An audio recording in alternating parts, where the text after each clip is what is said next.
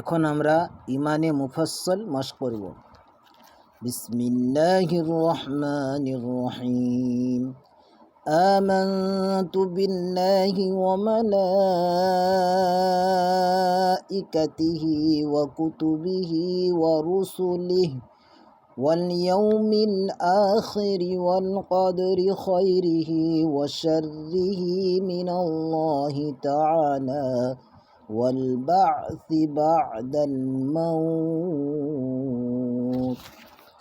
আমি ঈমান আনলাম আল্লাহর উপর, তার ফেরেশতা মণ্ডলীর ওপর, তার কিতাবসমূহের ওপর, তার প্রেরিত পুরুষদের ওপর এবং বিচার দিনের ওপর এবং তকদিরের ওপর, যে ভালো মন্দ আল্লাহর পক্ষ থেকে ঘটে এবং মৃত্যুর পর পুনরুত্থানের ওপর বিশ্বাস স্থাপন করলাম।